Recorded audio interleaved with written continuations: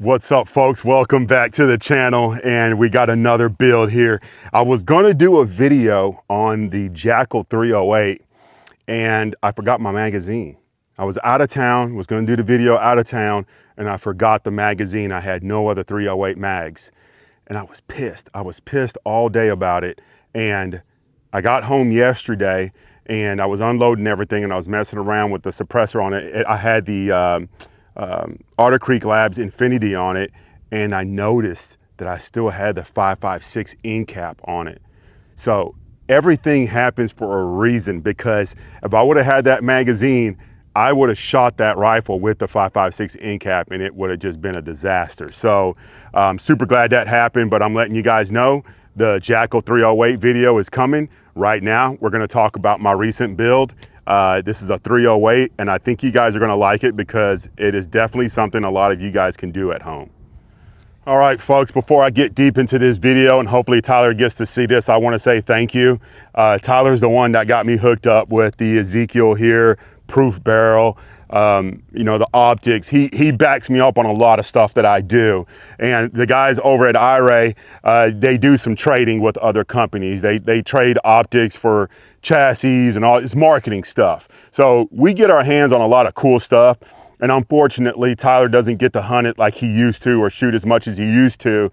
And he will literally walk into my office, you know, almost on a monthly basis, and will come in with something new and be like, here, go play with it, you know? And this is one of those situations. So we ended up getting some foundation chassis, and the first one I didn't really like. I can't remember the damn name of that first chassis, but it didn't have the adjustable cheek weld. Looks exactly like this, but it doesn't have an adjustable cheek weld, and I don't think it comes with the night rail. But anyways, I wasn't comfortable with it. I was like, man, we got to have some type of adjustment. A few weeks later, next thing you know, we got two Ezekiels in. So Tyler's got one that has some green on it. I ended up grabbing this one with a little FDE black and some gray, and it turned out really, really cool. So thank you, Tyler, for letting me use some of this stuff, man. He's always hooking me up with some Gucci stuff. So I just wanted to get that out there.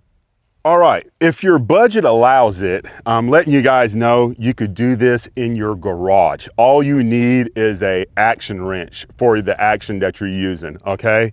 It doesn't have to be an impact. This is a 737.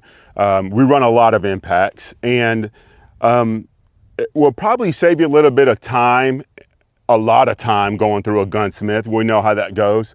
You send something out to a gunsmith, and sometimes it can take a few months to get that rifle back.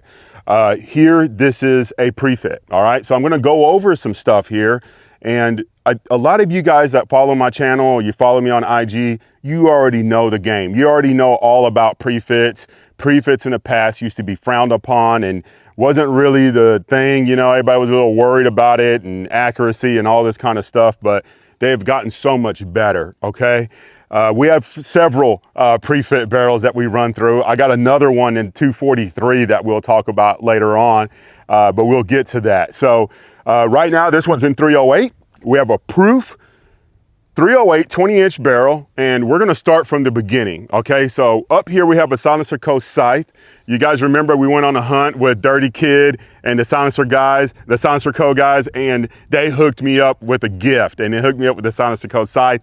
I'm gonna be honest with you guys, I probably won't end up leaving this on the bolt gun. I just shot it good, sounded good, but the Hydrogen L was better. It's obviously a longer can, more baffles, more volume, you know? So this can does really good on my 7.62x39 and my 12.5 308. So that's probably where it's gonna go. And we're gonna do a follow-up video on the Silencer Co. scythe.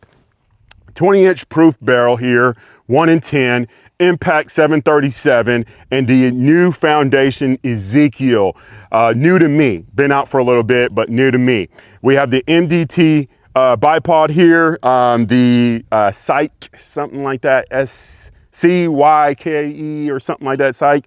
Badass bipod. I've been a huge fan of other bipods, but this right now it takes the cake, man. This is a badass bipod. Going to be using this to zero in. We have the TX60. You guys know I'm not going to walk away from this TX60 ADM mount. Trigger Tech trigger, the flat one. Somebody recently asked about why I was going curved. I go curve and straight. I got several rifles with different triggers. We have an MDT 10 round mag, and we have a Hawkins Precision lower bottom metal for the Ezekiel. The Ezekiel does not come with bottom metal. We have an Arca rail that does come. You have a section here for your night rail, which can be mounted all the way back here, and it's adjustable with 8 screws. What's definitely cool about the Ezekiel up here is that the side mount part of your night rail is totally detachable from the, it's not even attached to the night rail for your night optics up here. It's on the side, and it can be removed without removing the night rail. Other chassis that I have, like the Night Stalker, the MDTs, you have to remove the side rail from the night rail. Anyways, that's adjustable. We have a QD cup back here for a sling. Unfortunately, on the side up here, we do not have a QD cup. I'm not sure what is up with that. I don't even have it on the bottom.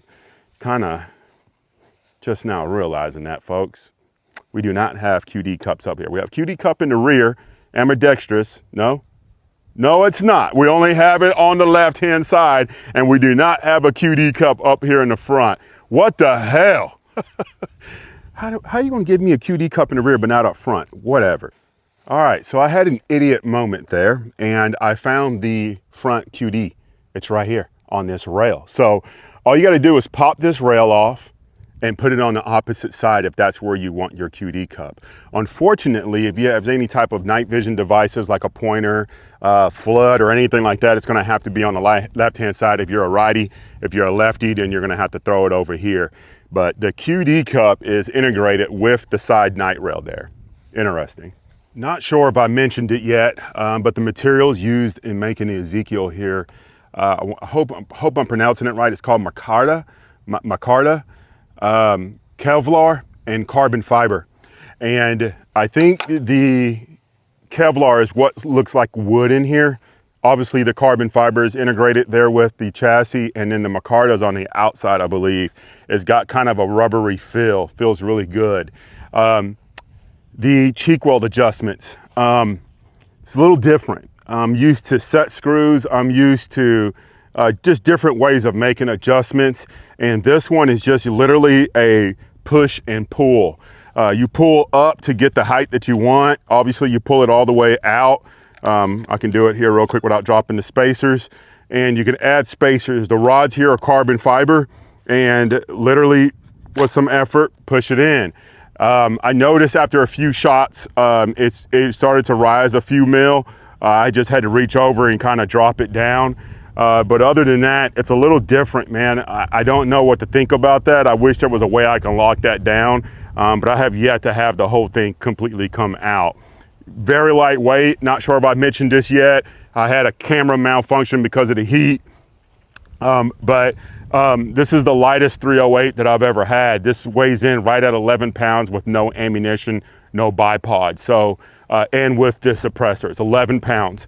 The recoil is definitely there. I'm not scared of recoil one bit. It's just that I'm so used to my heavier guns, and my heavier guns do a better job of soaking up the recoil from the 308 caliber and the other calibers that I use in 30 cal. But overall, man, this is a really cool setup. I really think this is something a lot of you guys can achieve yourselves. And the barrel torque specs, you know, it varies. It's kind of weird. I believe Tate says that he uses 30 foot-pounds. I did 60, and you have folks that go as high as 80. And I've also heard stories of people going lower than 30, but I think 60 is kind of a safe spot. I'm gonna hunt with this rifle here really soon, and I'll share the hunt and get the rifle back in the video for you guys so you can see what it does. We're gonna shoot it really quick and show you guys what it's doing. Again, the bullet's cooking pretty good, and I'm getting some really good accuracy with thermal. Okay, so, you know, some rifles I get dialed in really, really good, and then others, it's just a little different, you know? Also, rifles are finicky with ammunition. Just because this rifle likes 115s doesn't mean another rifle is going to like 115s. This one here does not like 168s. I've tried it. It does not like 168 grain. Also, I have 175s. It does not like those. It likes this light, fast stuff, so that's what we're gonna shoot. This is my second time shooting a group because the first video, the first 3 groups was in slow-mo. It's always something. And I need to hurry up because I got a group of cows. I don't know if you guys can see them, but there's a group of cows grazing their way over here to their bedding grounds for the night. So I do not have much time. I'm gonna do my best to try to keep these groups tight. And the targets are in the shade, so I'm having a hard time seeing them. But I'm gonna shoot 3 rounds into a pig target over here, ear holing it. And then I'm gonna switch suppressors to the hydrogen L so you guys can hear the difference. And then we're gonna do another group.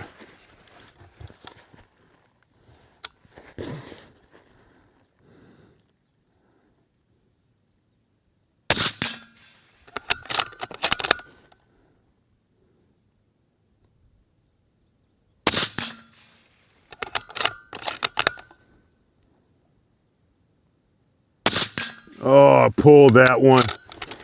I shanked that third one. I shanked that third one. That's all right.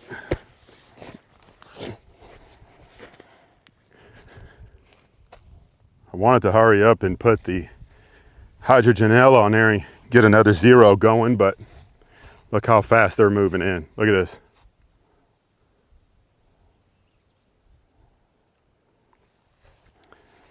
They like to bed down over in those trees, so hopefully they just keep going their way and then I can still get the hydrogen L on there, but it's gonna take a little while.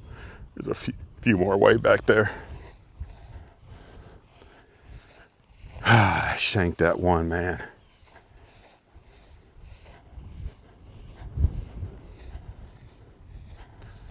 Those right there in the front are Watusis. Those are Watusis. There goes another Watusi right there. African longhorns. They're beautiful. Some of them are old. And there's what we call a Texas longhorn. And there used to be a white and brown one, and she passed away last year. Look, now they don't want to come walking over. Oh, I didn't shank it that bad at all. I didn't shank it that bad. That is not bad with thermal, folks. That is not bad at 100 yards. Look, oh, you son of a bitches. Let's walk back to the truck. See if they walk back to where we're going. Oh, they're gonna come right to me. Come on. The cows are slowly working their way west here, and the calves are playing around with the targets, and I'm just not gonna be able to shoot anymore. I think I'm gonna leave the scythe on here, guys, and the main reason why is to keep it short. Once I put the hydrogen L on there, it's gonna add another 3.5 inches to this gun, maybe more. And I really don't wanna do that. We're just gonna keep it as is, and if it gets annoying, then I'll just switch over to the hydrogen L. I wanna talk briefly on that. There's a lot of folks out there with just one suppressor, and they think that one short suppressor is the best suppressor in the world.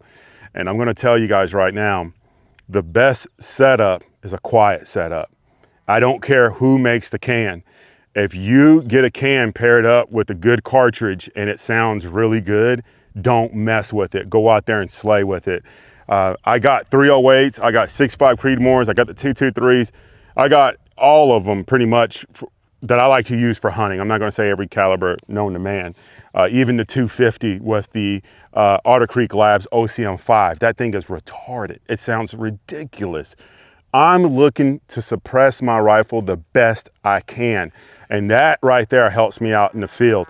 I cannot tell you guys how many times I'm standing there and I'll shoot one coyote, a second coyote, a third coyote. I've shot 7 coyotes in one field because they had no idea what the hell was going on. And it had to do with my setup.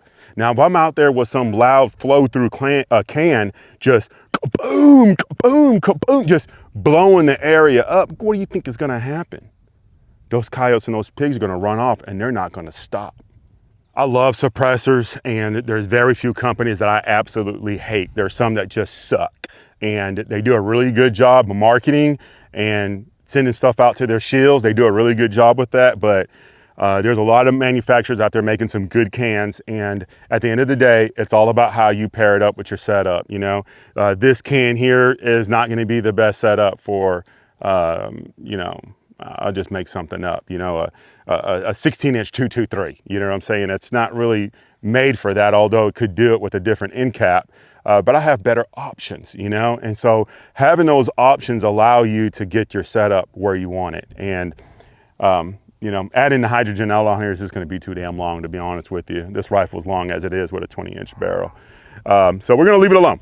I like it. I like it a lot. I hope you guys like what you see there.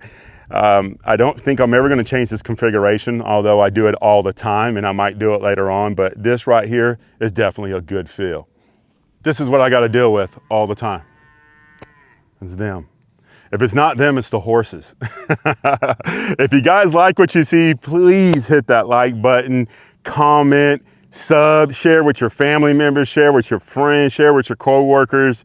I have a lot more to talk about. We got lever guns. We got a Meridian AK-47 that I'm playing with in 5.56 that we could talk about. Remember, we're going to talk about that Jackal 30. It's a love-hate relationship with that Jackal.